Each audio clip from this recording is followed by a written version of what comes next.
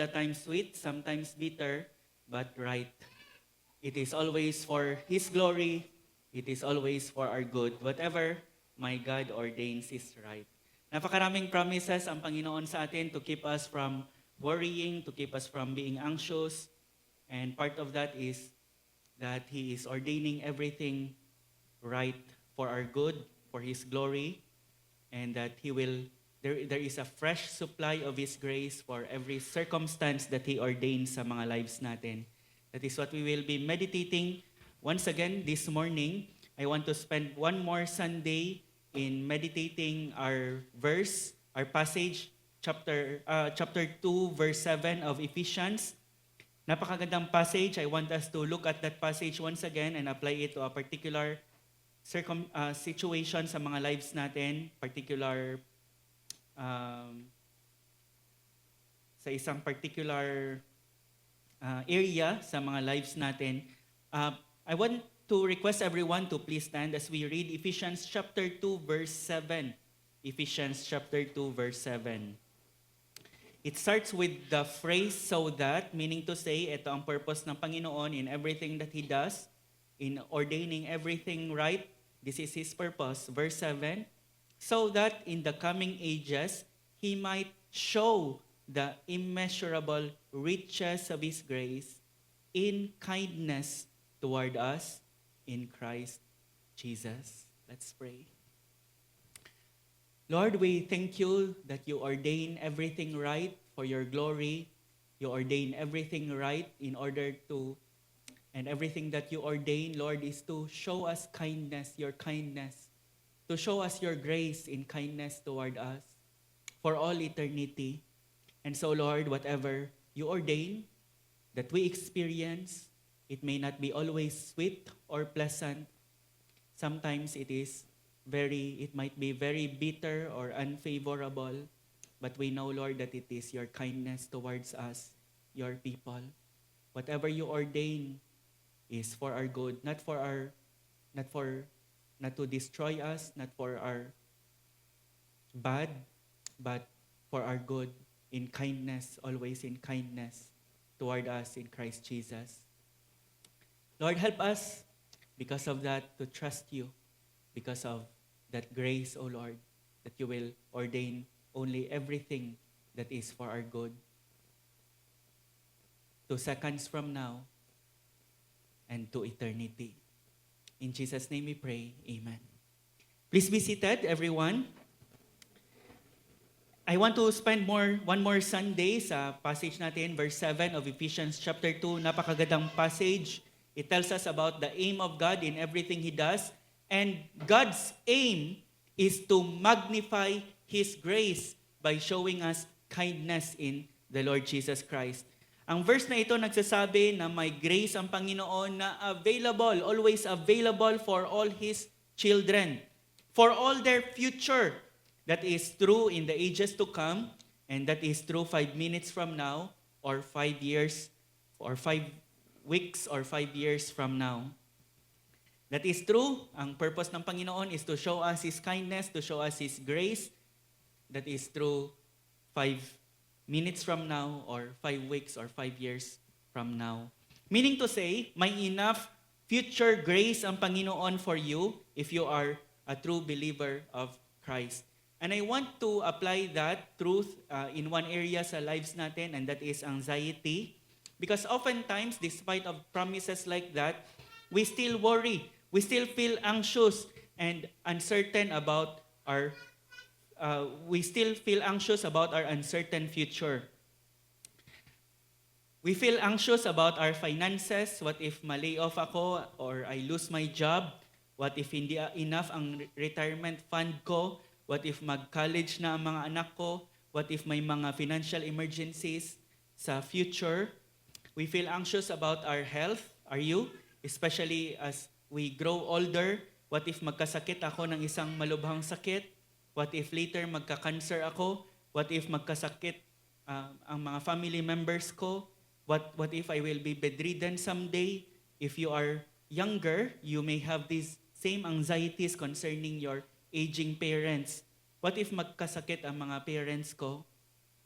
We feel anxious about our relationships. What if hindi ako makapangasawa? What if ang person na gusto ko hindi magkagusto sa akin? What if mag-break kami ng girlfriend ko or ng boyfriend ko? What if hindi mag-work ang marriage namin? Sa mga parents, they feel anxious about their children. What if may mga mangyari sa mga anak ko? What if hindi makagraduate ang anak ko? What if hindi sila makakita ng trabaho someday? We feel anxious about getting old. What if sa pagtanda namin, walang magti-take care sa amin? Sino magti-take care sa amin since wala kaming mga anak? And the list can go on. Ano ang sa inyo? What makes you anxious? We are creatures plagued by worries and anxieties, and so I want to devote one whole message on this area in application sa passage natin. If sobra-sobra ang promises ng Panginoon, in the coming ages, He wants to show the immeasurable riches of His grace in kindness toward us in Christ Jesus. Walang lugar dapat ang anxiety sa mga buhay natin. The good news is, God does not want us to be worried or to be anxious about our future. For sure, ang future natin is uncertain, but His grace is certain to be there in meeting our future. Si John Piper, he referred to Ephesians 2:7 as probably the most lavish promise of God. The most lavish promise of God, it encompasses everything in our lives. If you are a believer, God's grace will always be there for you. To meet your uncertain future, His grace is certain. If you are a child of God, there will not come a point in your life in which wala ng grace ang Panginoon sa iyo for your particular situation. And yet we often find ourselves worrying. At the root of worry is lack of faith in the grace of God or lack of faith in our God of grace. So this morning, we will look at how faith in God's future grace will kill the sin of anxiety. Last time, we answered the question, paano natin ma-experience ang grace ng Panginoon sa mga buhay natin in practical ways?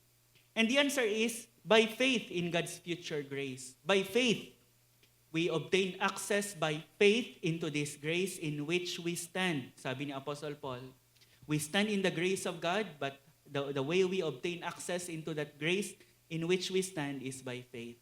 By faith in God's future grace. Kasi 2 seconds from now is already future.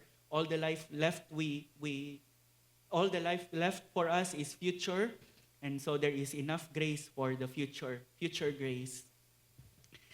The answer to how we can access, how we can avail of the grace of God sa mga buhay natin so that, as the Apostle Paul said, we do not receive it in vain is by faith in the Lord Jesus Christ, by faith in His future grace. Faith is being satisfied in God and in His promises. Last time, in-apply natin ang truth that grace will always be available in practical ways sa mga buhay natin so that we escape sin and become more holy. Pinresent ko ang truth that it is faith in God's future grace that breaks the power of sin in our lives. Sa book ni John Piper na Future Grace, he defined faith as being satisfied with God. Actually, ang definition niya is being satisfied with all that God is for us in Jesus. And I agree with him. Faith is not just some mental belief about God. It is actually being satisfied in Him. It is resting in Him. It is being satisfied in Him. Sabi ni Jesus Christ, Jesus Christ said to them, I am the bread of life. Whoever comes to me shall not hunger, and whoever believes in me shall never thirst. Ang mga Hebrews, ang mga Jews, they often use parallelism. We can see that so extensively sa Psalms, sa Proverbs, sa kanilang mga poetries. But the Jesus Christ as a Jew uses parallelism here in this passage. And ang parallelism, usually ang isang line, it explains the other or it expounds on the other. It makes the other clearer if synonymous yung parallels. And here, makikita natin ang parallelism very clear.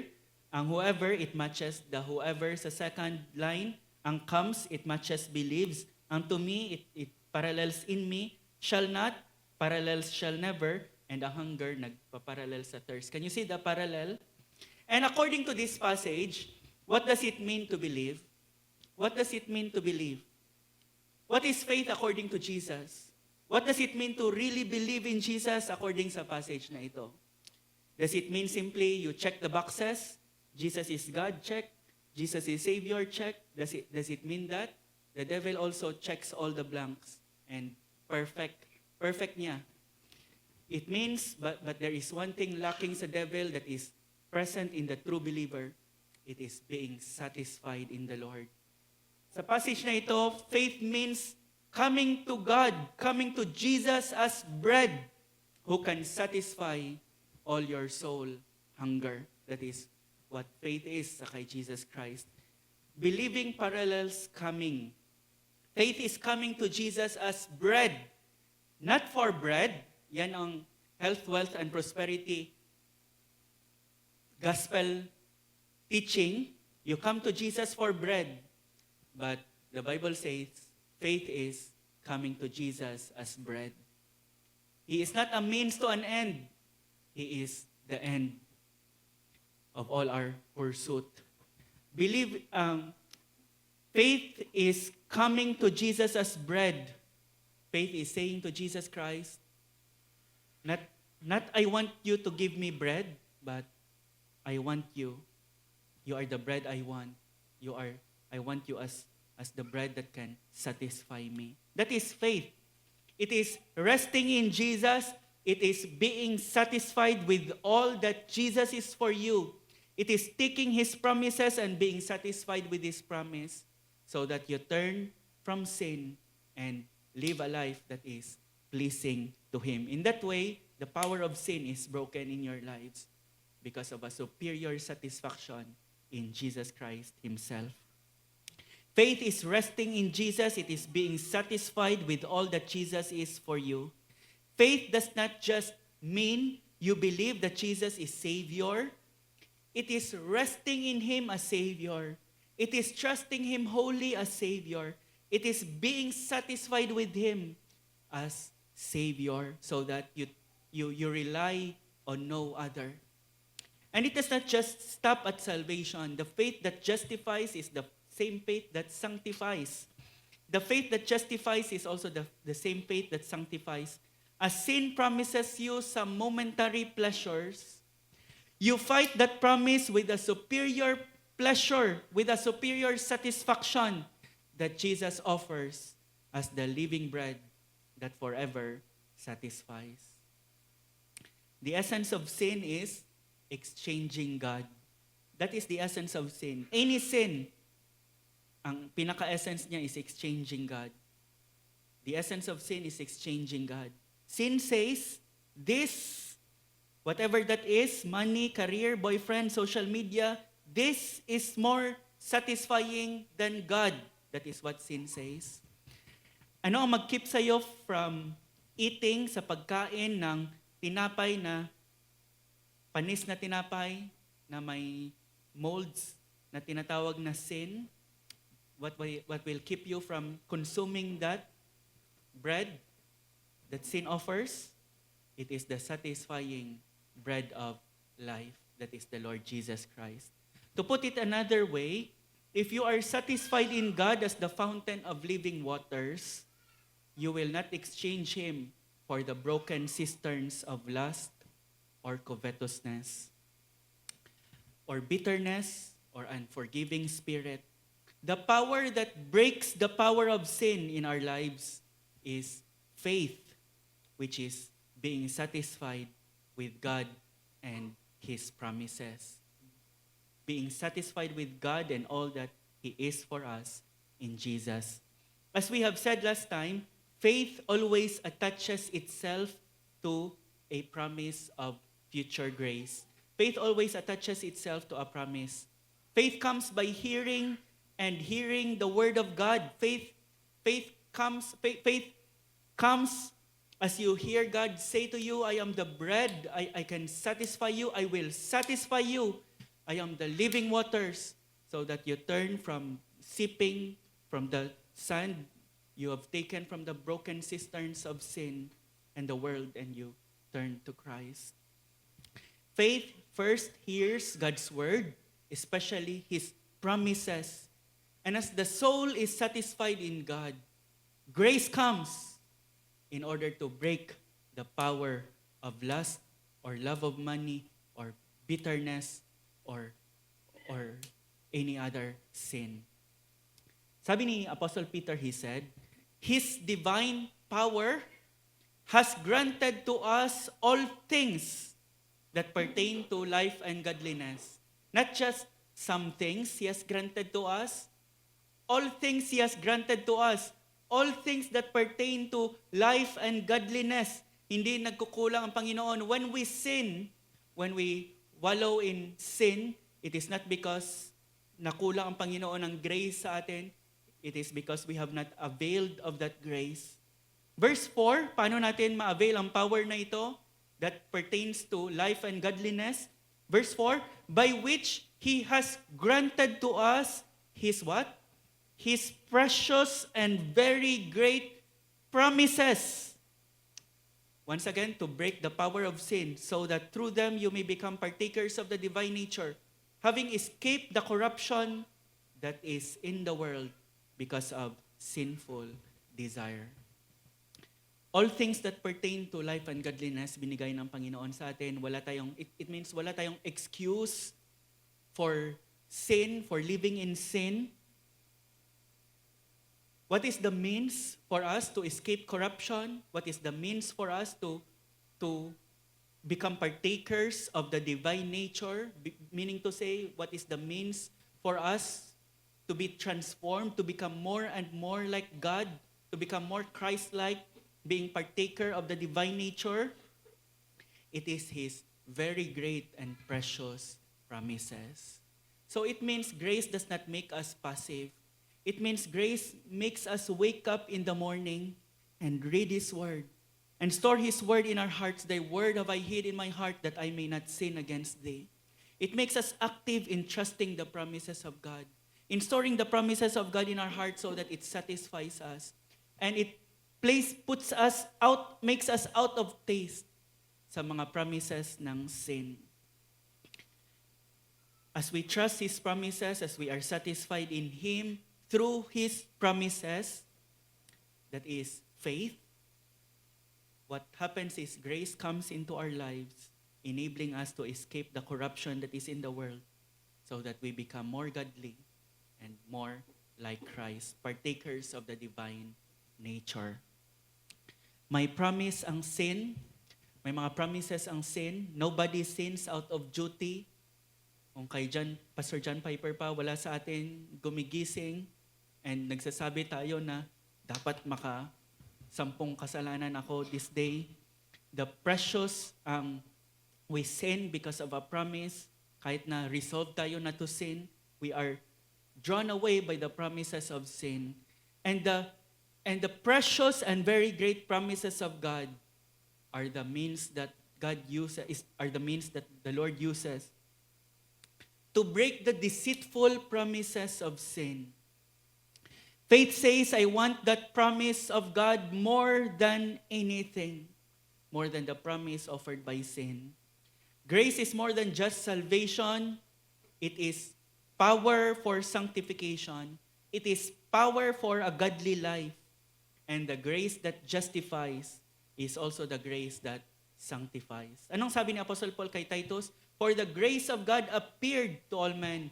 For the grace of God appeared, bringing salvation to all men, teaching us to renounce ungodliness and worldly lusts.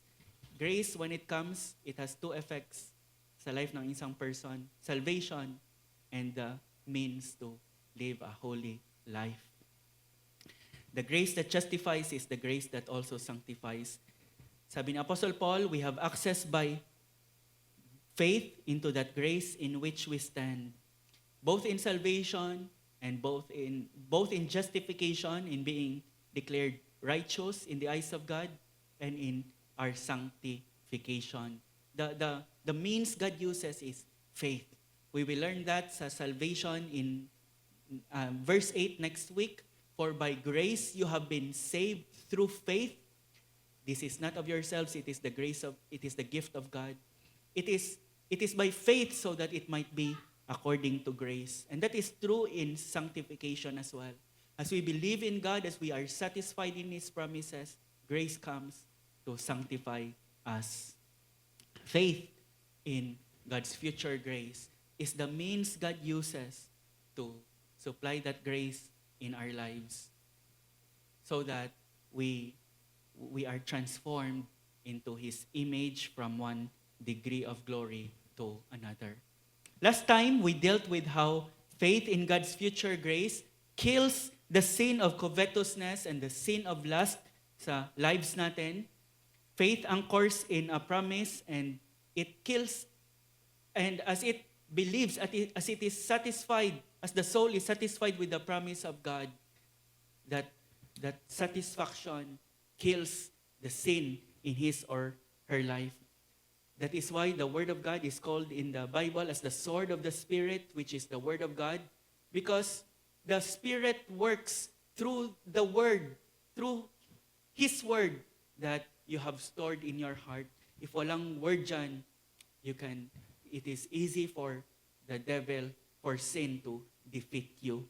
When Jesus Christ was tempted 3 times, He used the sword of the Spirit 3 times to counter the temptation of Satan. Do you have sword sa sheath mo, sa scabbard mo?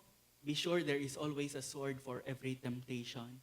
This morning, I will deal with how faith in God's future grace kills the sin of anxiety or worry.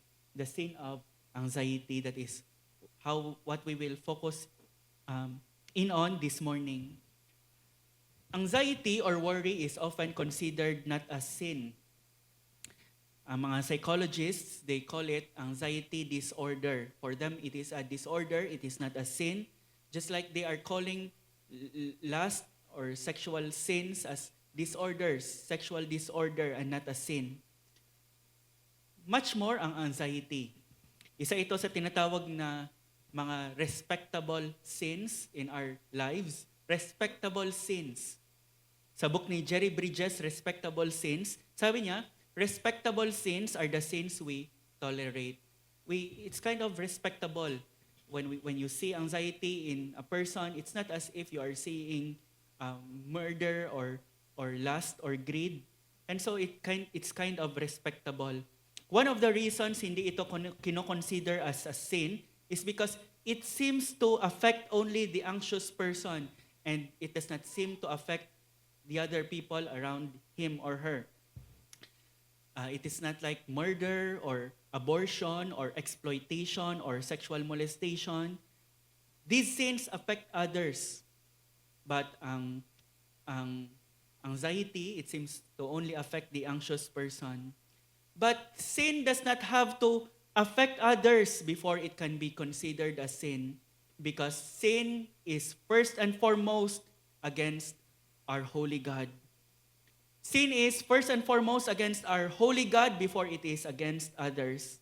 Sin is dishonoring God. It is the belittling of God. And anxiety is a sin because it dishonors God.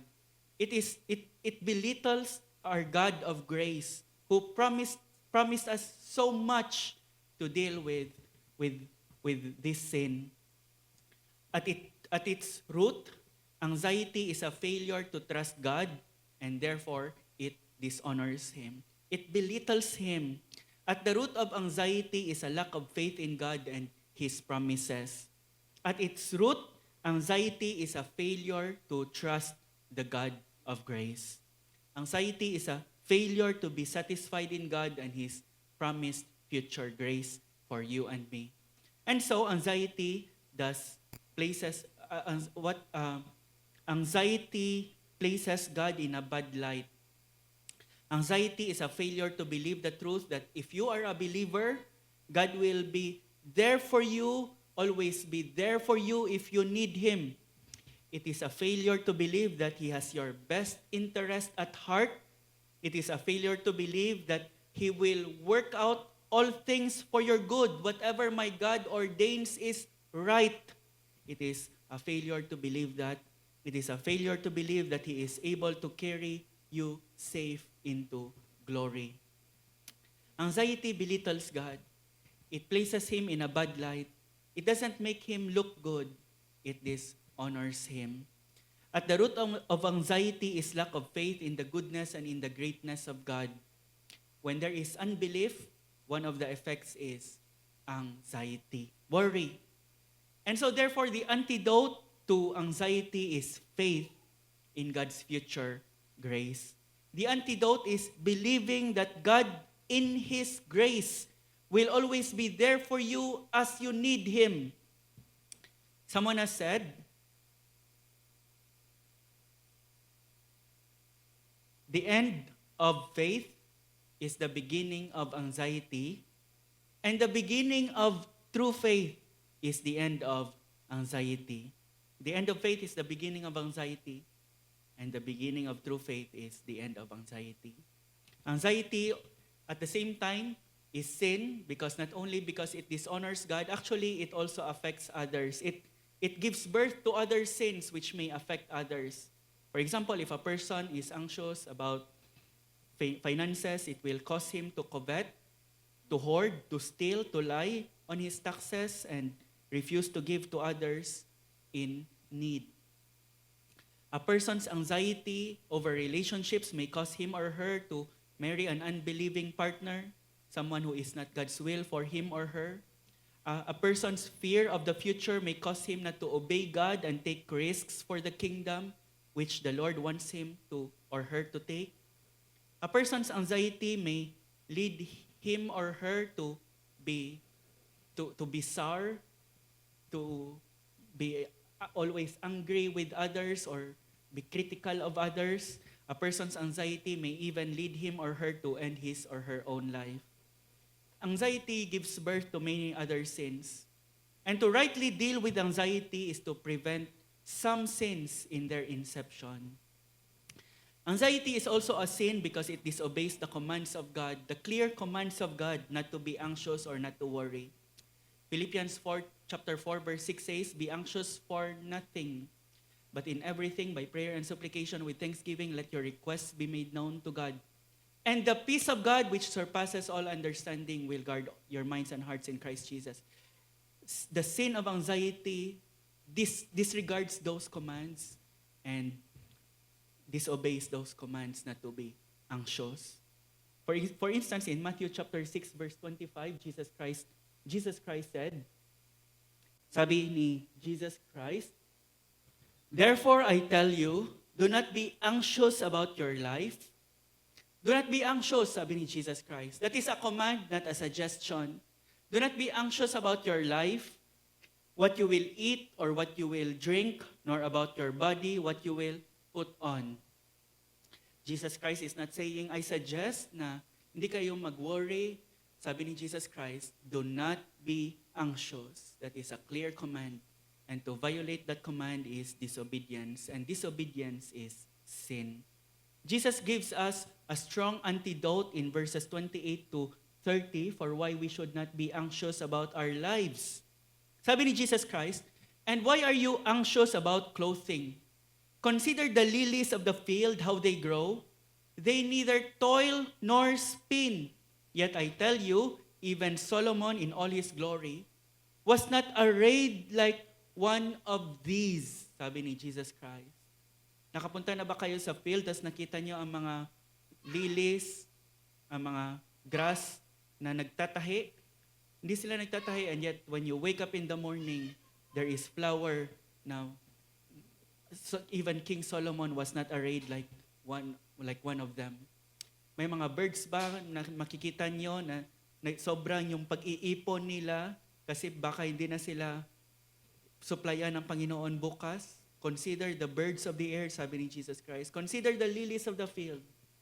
Consider the grass, sabi ni Jesus Christ. But if God so clothes the grass of the field, which today is alive and tomorrow is thrown into the oven, will He not much more clothe you, O you of little faith? Sabi ni Jesus Christ. You notice ang last na phrase ni Jesus Christ, you of little faith.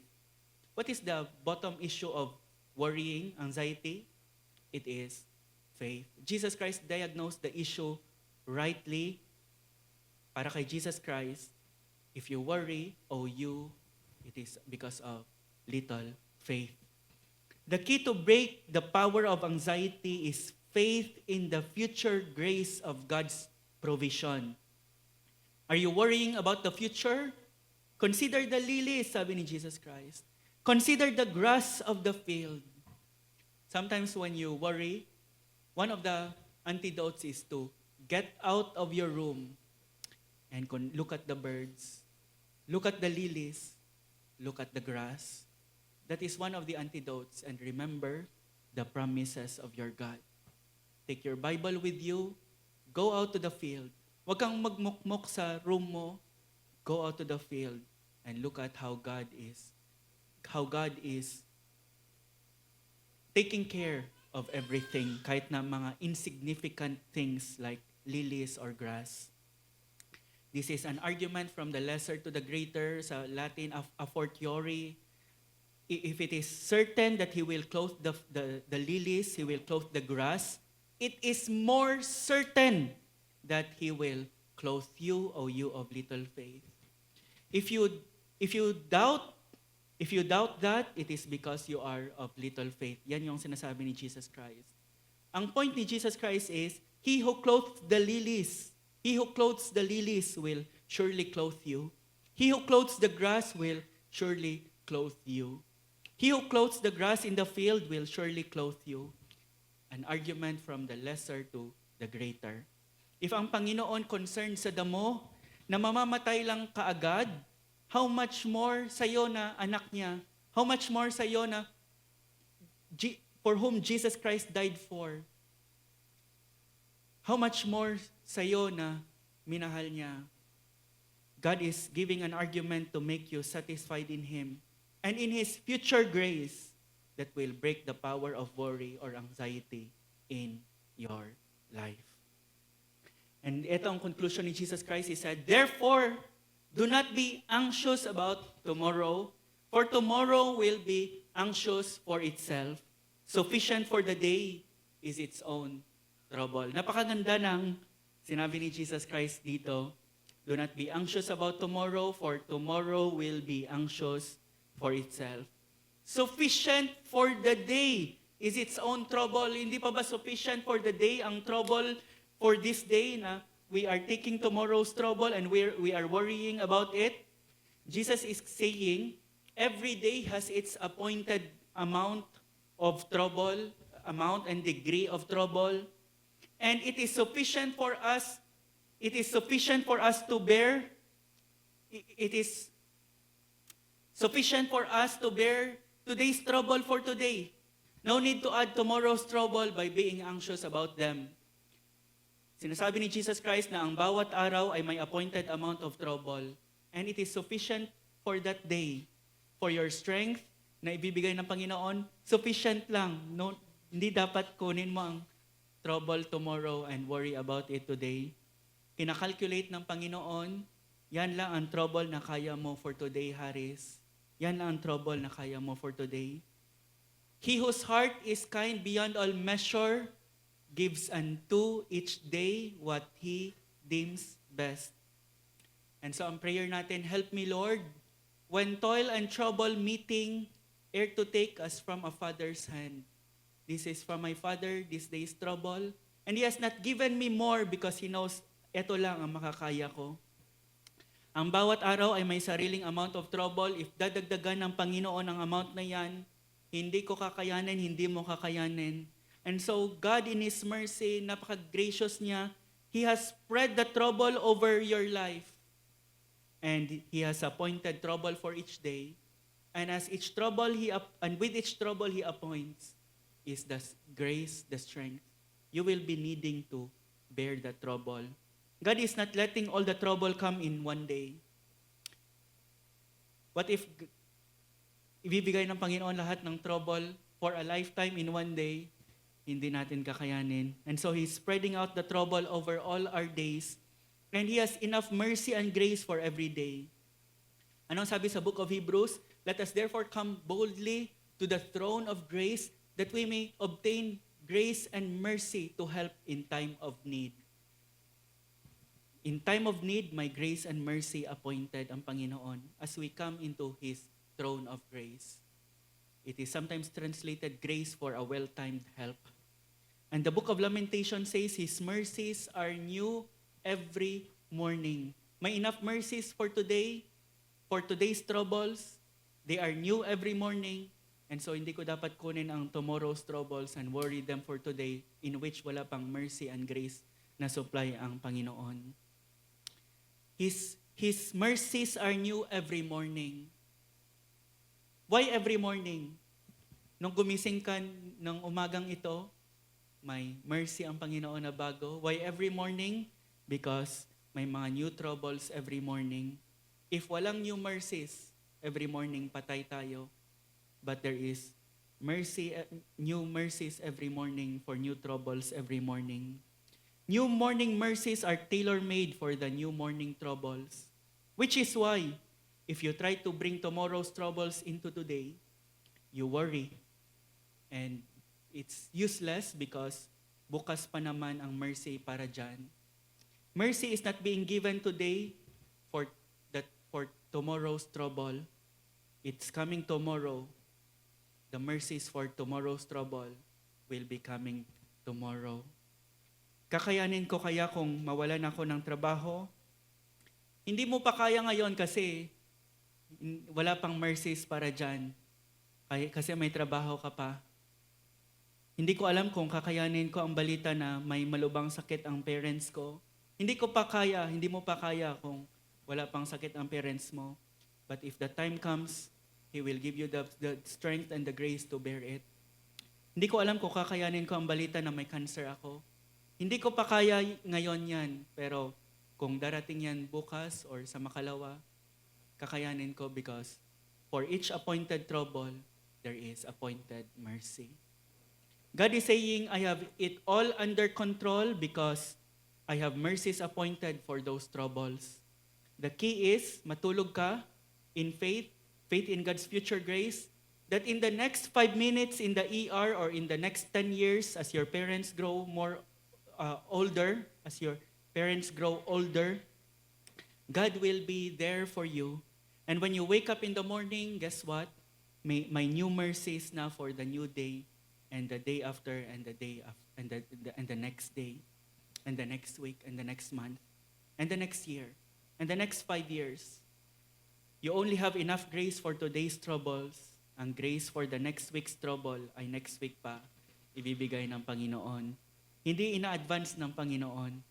And when we are anxious, we are dealing with tomorrow's problems with the grace not yet available kasi tomorrow pa ibibigay ng Panginoon. Anxiety is like carrying tomorrow's burdens today with today's strength.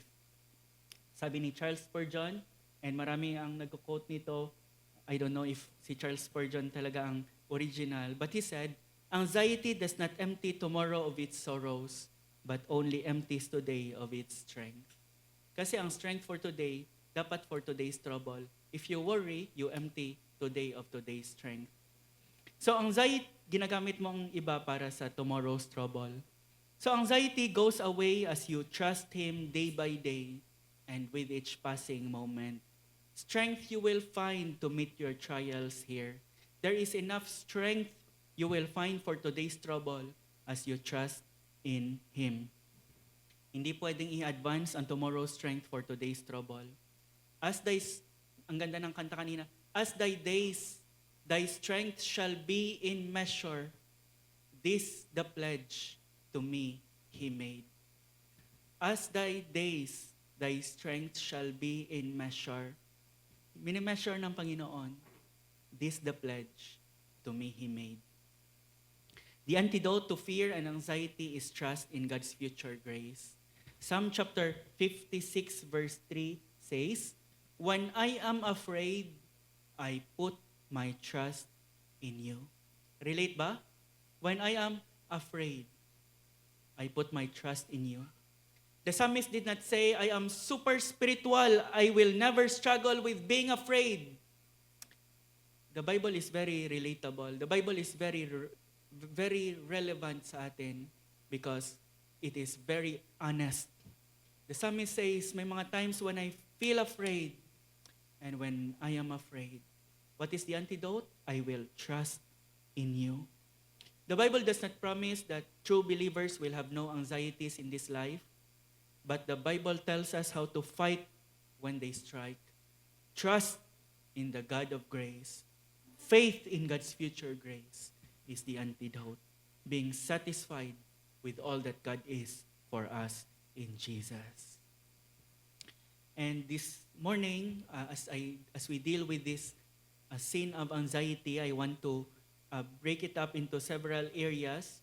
And once again, for every area, the way to respond is faith. Faith enables us to access God's grace that breaks the power of anxiety. And once again, faith comes by hearing, especially the promises of God. It attaches itself to a promise. And as the soul is satisfied with that promise of God, grace comes to break that anxiety.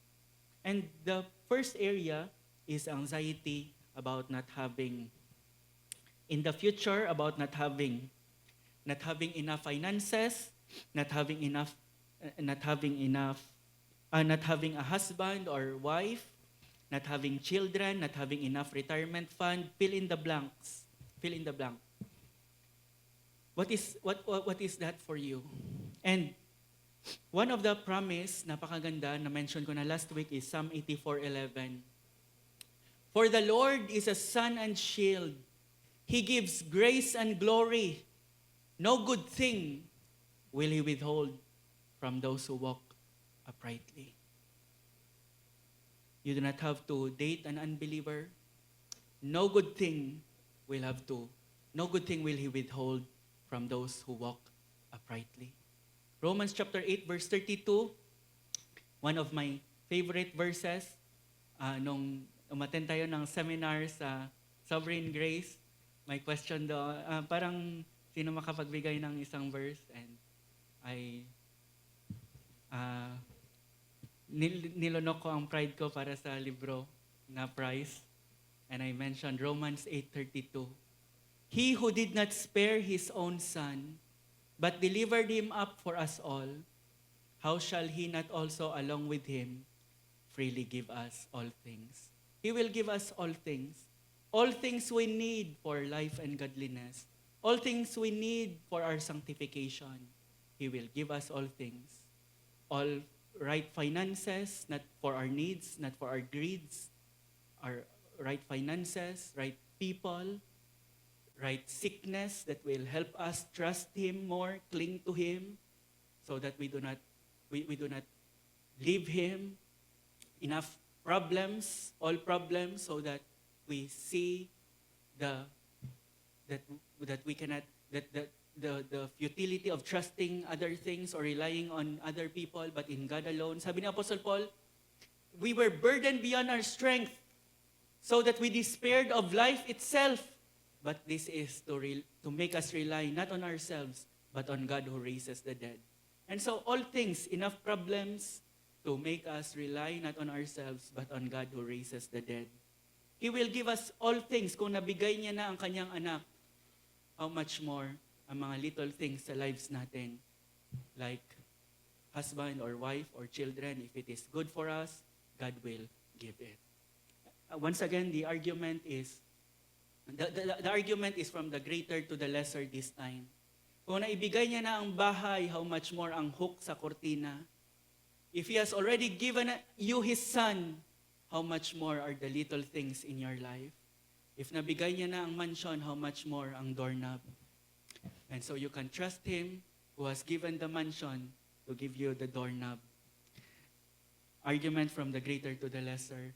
He who spared not His own Son, but gave Him up for us all, how shall He not also along with Him freely give us all things. Agree si Baby Flynn. Di ba, Baby Flynn? He will give us all things. Number 2, anxiety about the future. And what is the solution once again? Anxiety about the our uncertain future. Faith in future grace. Sa Sunday school natin, si Habakkuk, nag-complain siya sa Panginoon. Sabi niya, Lord, too much wickedness in the land and it's as if you are doing nothing. And sabi ng Panginoon, I am already doing something. I am raising up the Babylonians to destroy the wicked in the land. Kung ang una ang reklamo niya, you are doing too little. Pangalawa, ang reklamo niya, this is too much. Una, too little. Pangalawa, too much. This seems too much. Ang mga Babylonians who are more wicked, papadala mo to punish your people. And the Lord replied to him na nag-cause kay Habakkuk to rest in the Lord and in His goodness. And sabi ng Panginoon sa kanya, when that calamity comes, that the Babylonians will bring, how will the righteous survive? And the Lord gave an answer to Habakkuk. Sabi ng Panginoon kay Habakkuk, the righteous shall live by faith. The righteous shall live by faith.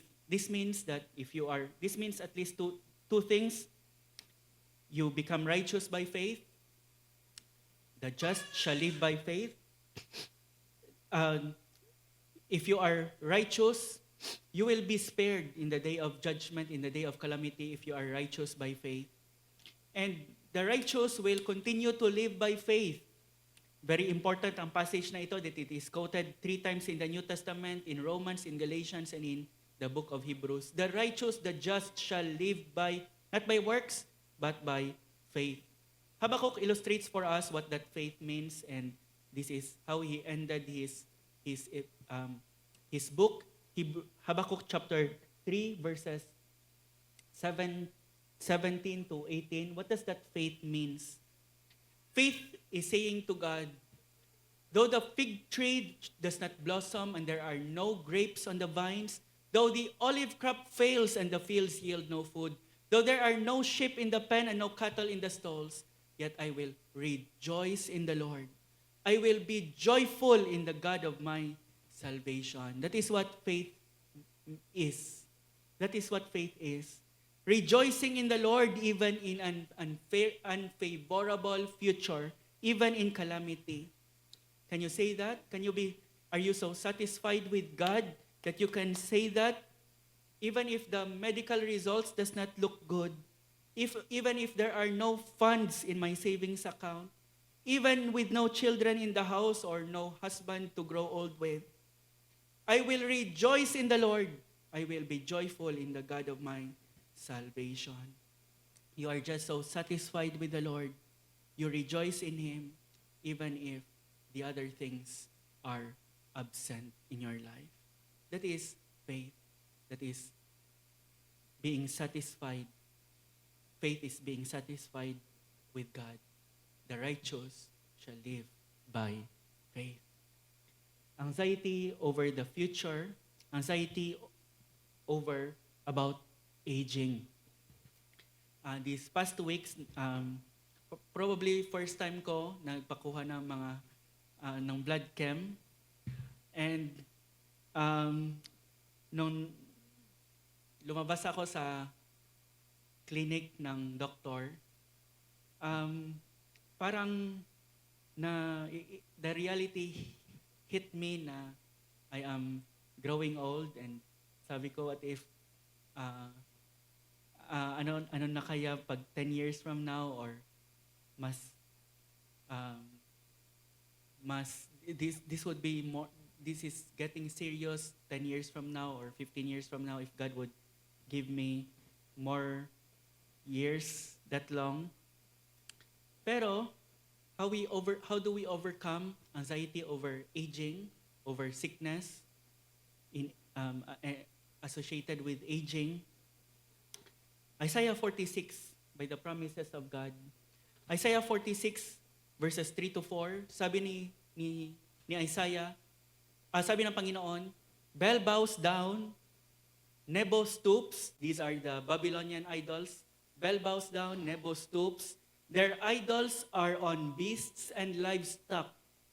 These things you carry are borne as burdens on weary beasts. Sabi ng Panginoon, kawawa ang mga beast kasi ang mga idols nyo pinapatong, mga idols ng mga nations pinapatong sa mga beast. Nagpapakarga sila instead na sila ang kumarga. And sabi ng Panginoon, this is in contrast to Yahweh, to the God of the Bible. Sabi niya, even to your old age I am He, and to gray hairs I will carry you. I have made and I will bear, I will carry and will save. Kung ang mga idols ng mga nation, sila pa ang kinakarga, sabi ng Panginoon, ako ang kakarga sa inyo. Kahit nasa old age nyo, I will carry you. I will carry you. Kahit na maputi na ang buhok mo, is a promise first made by God. Kahit na sa old age mo, sa gray hairs mo, I am He. I will not change, I am still He. Bubuhatin pa rin kita if I have borne you in your younger years, I will continue to carry you in your old years. Hindi ikaw ang magbubuhat sa akin. I do not know if I will have dementia or cancer or Alzheimer's in my old age. I don't know if Rhea will still be there in my old age. I know walang biological children kami na mag-take care sa amin in our old age. But God has promised He will carry me, and I am satisfied with Him and His promise of future grace. And that should be enough to drive my worry away. Fourthly, anxiety about not persevering. With the fall of Steve Lawson, isa sa mga worries natin is, if si Steve Lawson, if si David, if si Peter na fall, how much more ako? How can I be sure I wake up a Christian 10 years from now? How can I be sure I do not wake up with another woman and bring dishonor to the name of my Lord? If I focus on that thought, that would be enough to paralyze me. I would not be able to continue in the ministry. How can I might still fall away. But there are promises of God, sufficient promises of God for me and for you. Isa doon is Philippians 1:6. Being confident of this very thing, that He who began a good work in you will bring it to completion until the day of Jesus Christ. It's not me who will complete it. It is God. He began it, He will complete it. God never leaves the construction site with unfinished business. If He has started a work of salvation in my life, it is He who will finish it. Romans chapter 8, verse 20, Romans 8:29 to 32. For those whom He foreknew, He also predestined to be conformed to the image of His Son, in order that He might be the firstborn among many brothers. And those whom He predestined, He also called. And those whom He called, He also justified. And those whom He justified, He also glorified. This starts with the word for, meaning to say this is an explanation. This is an explanation of the probably one of the most famous verses in the Bible. Romans 8:28. Notice this is verse 29. Romans 8:28 says, for we know that all things work together for good to those who love God, to those who are called according to His purpose. Why? Because the word called occurred again.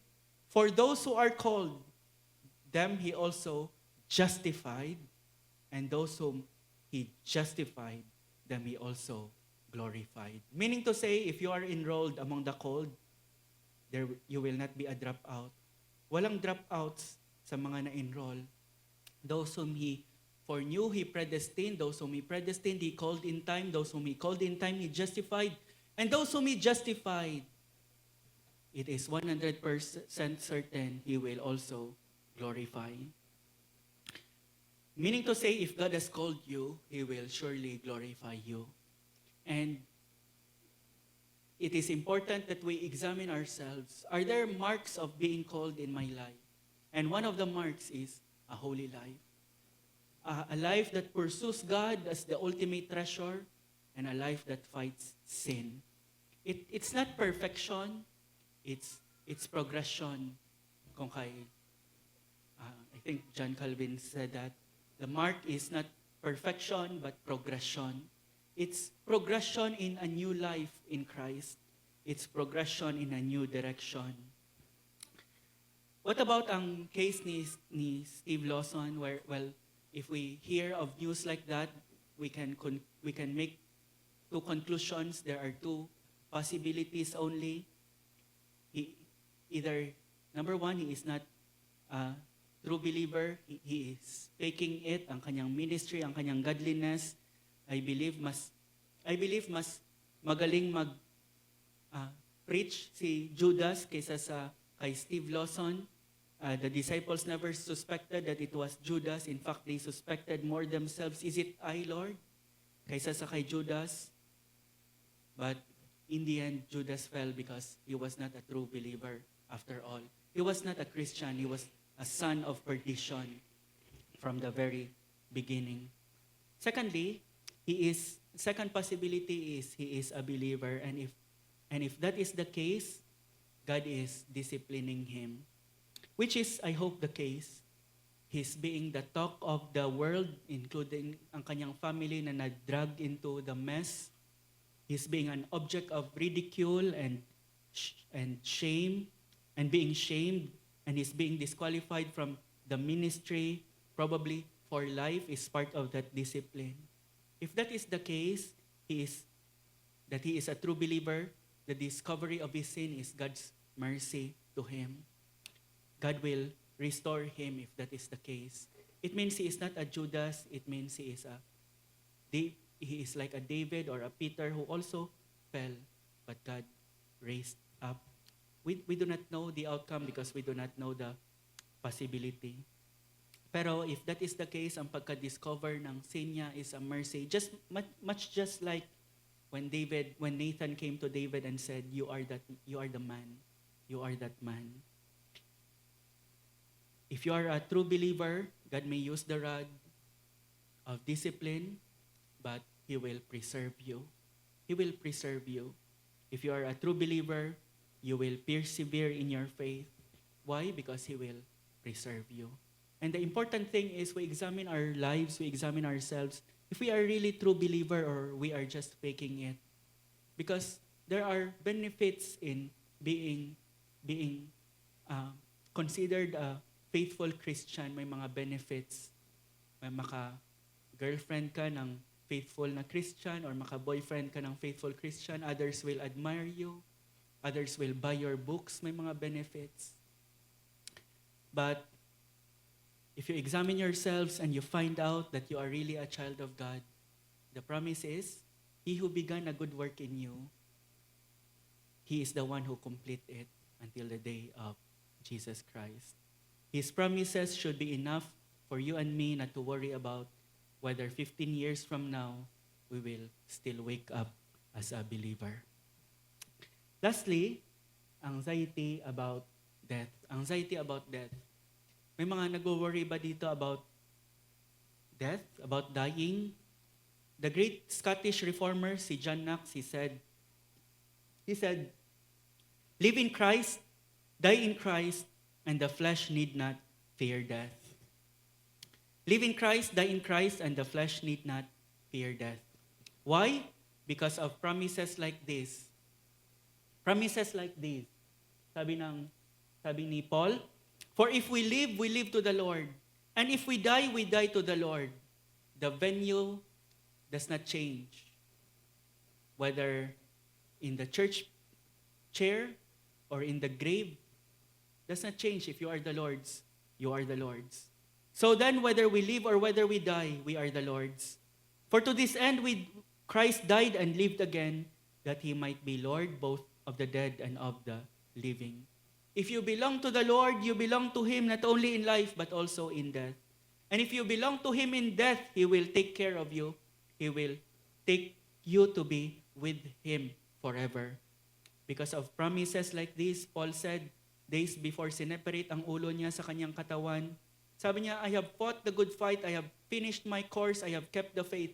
Henceforth there is laid up for me a crown of righteousness, which the Lord, the righteous judge, will award to me on that day. Future grace will award to me on that day, and not only to me, but to all who have loved His appearing. That is why Apostle Paul is calling death sweet names. O death, where is thy sting? O death, where is thy victory? Sabi niya sa mga taga-Philippi, I am torn between the two. I am hard-pressed between the two. My desire is to depart and be with Christ, for that is far better. Sino may desire na ganyan? Sabi ni Apostle Paul, kung hindi lang sa mga maiiwan ko, that would be my desire. But I am hard-pressed. I am torn between the two. Wala nang desire to remain here in this world, but to be with the Lord Jesus Christ. How was he able to overcome the fear of death?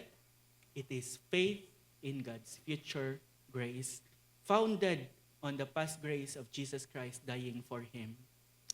1 Corinthians, and I will end with this verse. 1 Corinthians chapter 3, verses 21 to 22.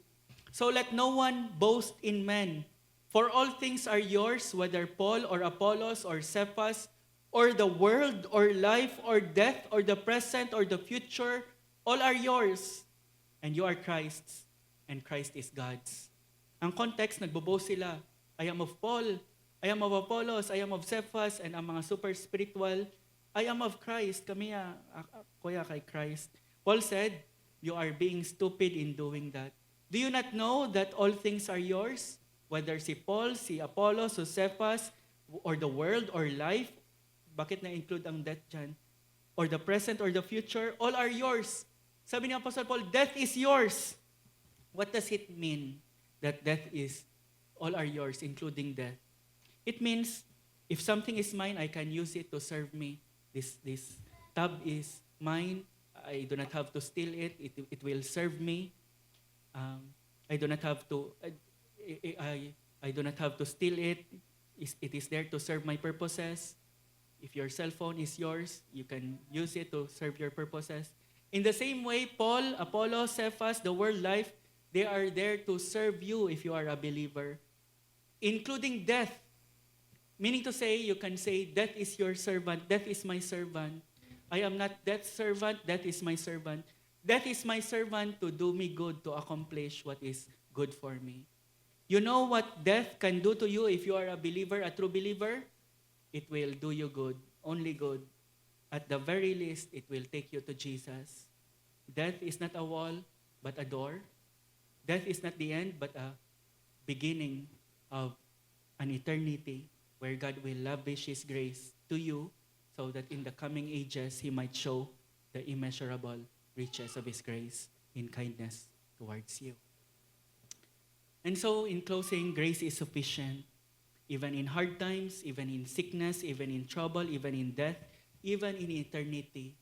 That should dispel all our worries, all our anxieties. God promised to give us the grace exactly as we need it.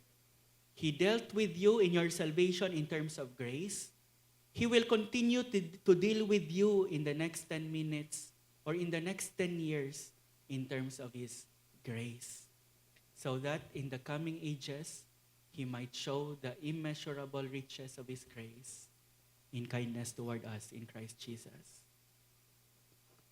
Nung pandemic, isa sa mga best books na nabasa namin ni Rhea is the book Hiding Place. It is a book about Corrie ten Boom by Corrie ten Boom, and it's about her family in Holland. They were Christians and they risked their lives in hiding the Jews that are about to be sent to the concentration camps and murdered by Hitler's command, Hitler's orders. Because of that, they endured great horrors. They actually paid a very high price. Isa sa mga characters na naging favorite ko was Corrie's father, si Casper ten Boom. Sobrang godliness ng tao. He was a very godly man. He was a watchmaker sa Holland, and he led his family every morning in devotion. Sabi ni Corrie ten Boom, every morning, promptly at 8:30, Father ten Boom would pull the large brass hinged Bible from its place on the shelf and call for everyone in the house to come together for the reading of scripture and prayer.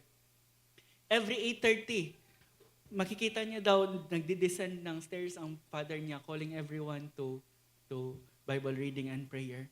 Together they would pray for Jerusalem, kaya na-prepare silang lahat. Kaya when the war broke out in Europe, all of them, lahat, walang family member na naiwan, were all out sa pag-help ng mga Jews.